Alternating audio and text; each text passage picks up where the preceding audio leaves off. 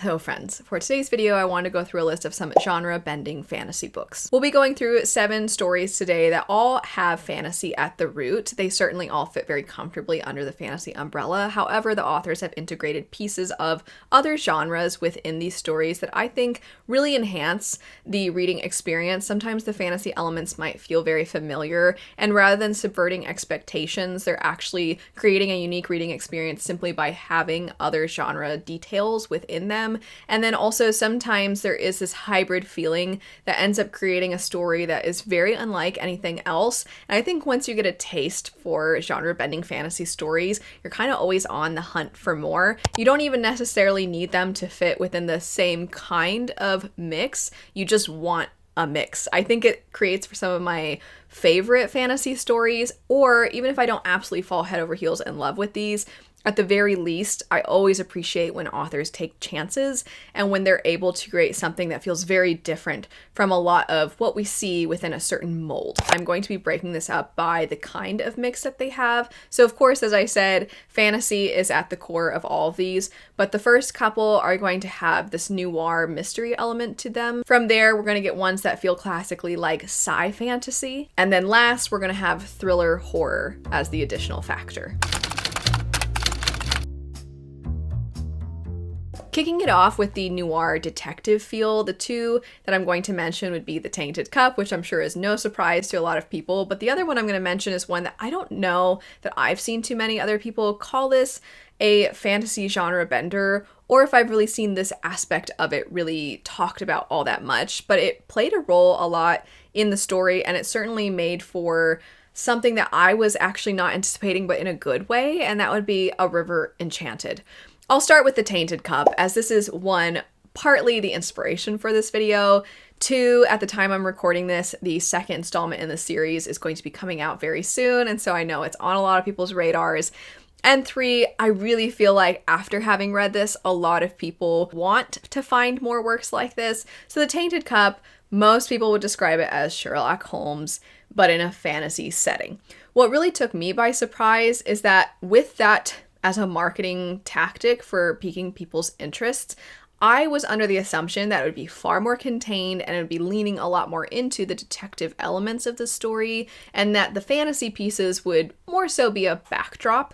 However, the fantasy pieces were my favorite parts of the story. The world is so interesting. The way that plant life actually has a huge impact, not just in their everyday lives and the kinds of enhancements that they can have, but also just in general with their society and the mystery, the murder mystery that is at the center of the story. It played such an integral role that I was really finding myself captivated by that. And there are things mentioned in the background that make it so that I can't wait to continue going with the series, because I want to see what starts out as this murder mystery grow into something that potentially has much higher stakes than the first book would maybe indicate.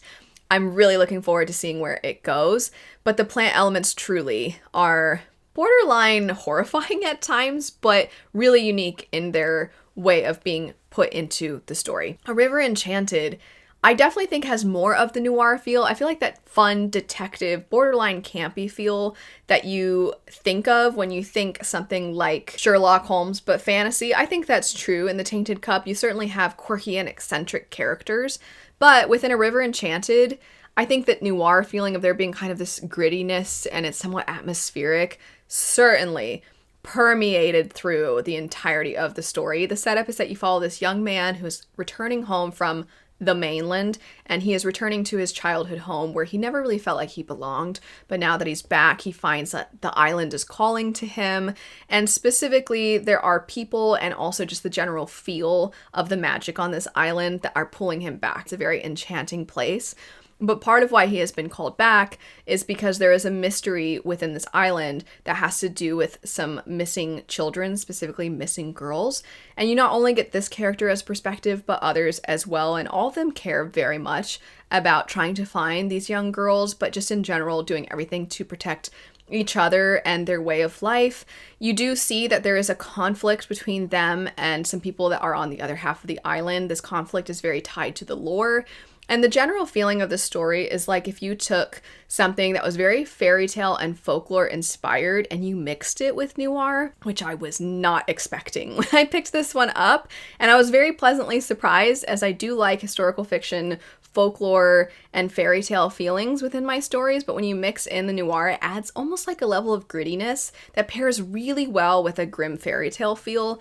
And as I said, I was not anticipating this at all, but it definitely made me really excited to keep going with this duology. And I can't wait to see what this author does next, because they write enchanting stories very well. They write that sort of whimsical and soft magic really well, but I saw that in Divine Rivals in a way that felt a little bit lighter in a sense, even though there are some heavier themes in that story. I was not expecting that in a River Enchanted, but it just makes me excited to see what else the author is going to do in their career.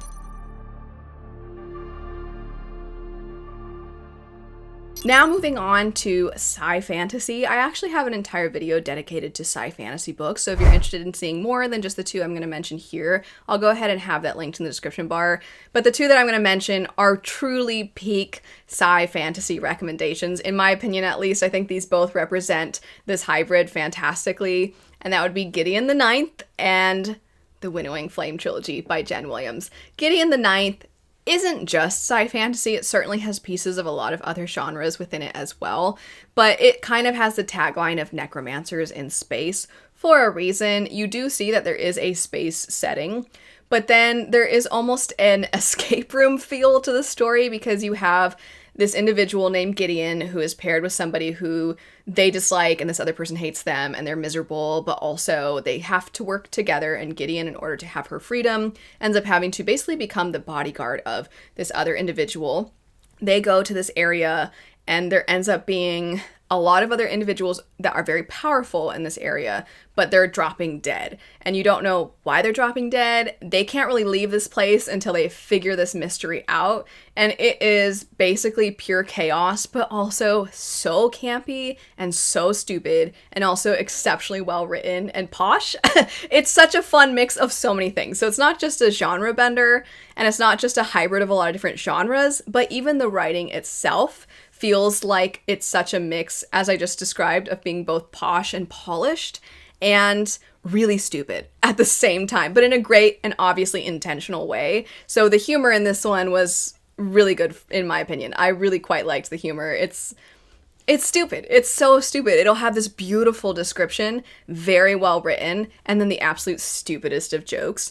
And it borderline breaks the fourth wall, because some of the jokes are clearly jokes that people say in our modern day lives. So it kind of feels like this doesn't really belong here, but it's so intentional and so obvious and so dumb that it works. It's a blast. It's a lot of fun. It's pure chaos and a great time. Winnowing Flame is something that I recommend all the time. As many of you know, it's one of my favorite completed series, and I can't wait to read more Jen Williams. But here I am again talking about Winnowing Flame just because it so perfectly fits within sci-fantasy. I think when you first start the story, there's so much to try and take in, because there's a lot of lore, there's a lot of different races, and how they feel toward each other in present day is very affected by their history. And you also have a few different characters that start out apart, so you're kind of trying to figure out how are their stories going to come together. And also, what's the plot? And who are the antagonists? I don't feel like the antagonists are any of the people that I'm following right now, so it's got to be something else, right? And that feeling, I definitely think, plays into the science fiction aspects. It's one of those series that when you first start, I don't know if you're going to quite see the sci-fi elements, but certainly by the end of the first book, and then absolutely through the second and third books, there's no denying that this is a great blend. I just can't really reveal too much ahead of time for spoiler reasons, because I don't want to give too much away. But the general setup for this, in case you haven't heard me go on and on and on about how awesome and unique and different Winnowing Flame is, you follow three main characters, one of whom is a human being who is studying the history of their world and how these remnants of some kind of being or threat that has left an impact on their planet.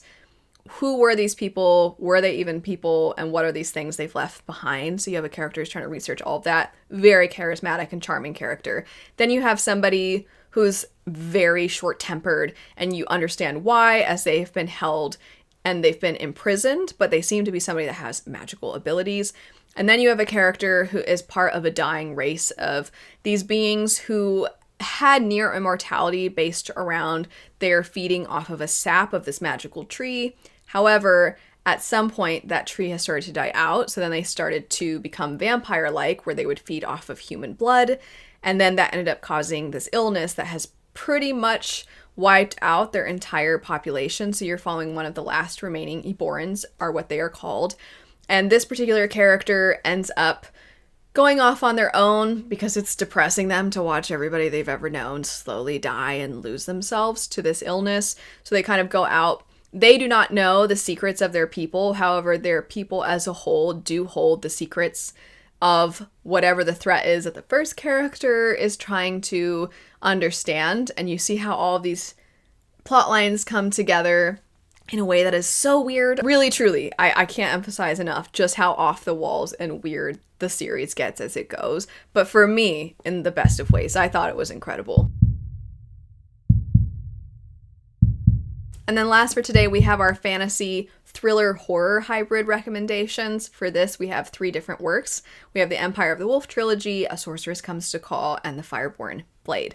Many of you know I am quite a big fan of T. Kingfisher, so it's no surprise that one of her works would appear on this list, as she is somebody who writes in so many different genres, and inevitably, I think as a result of that, she has gotten very good at having the line somewhat blurred between the genres that her works are written within. And I think that's very true for A Sorceress Comes to Call. At the end of the day, this is a grim fairy tale retelling. However, aspects of this so clearly were very horror inspired that I could easily see this being sold in that section instead of being sold in fantasy, and not too many people really batting an eye. The setup is that you follow this young girl whose mother is a sorceress. This is only really known to the young girl, who has been a victim to her mother's powers for her entire life, and she is helpless to try and resist.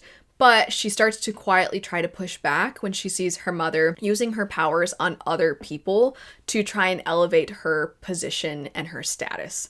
And then this is where you enter into another perspective, who's one of my favorite perspectives pretty much in anything I've ever read.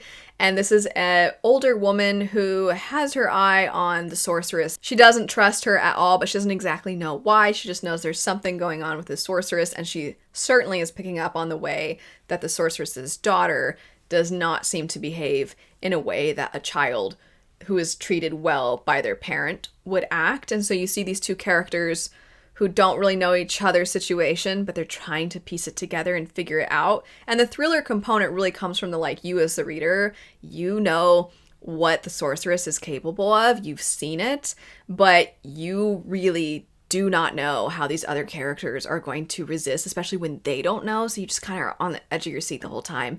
And when you see and you hear everything that she's capable of, especially when it's things that are in the background that you hear about, and they're just sort of like stories to talk about at breakfast, and you're like, oh no, that was her, I know that was her, and you're like, oh my gosh, it's gonna be these people too.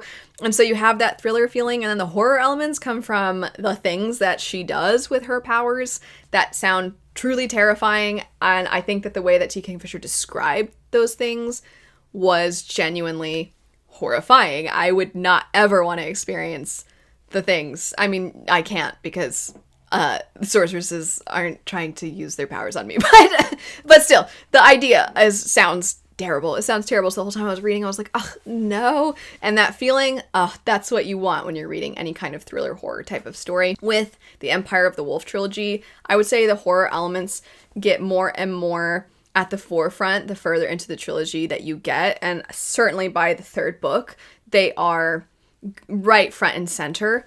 But the horror elements are still tied to the fantasy in a lot of ways. There is an aspect of necromancy in the series.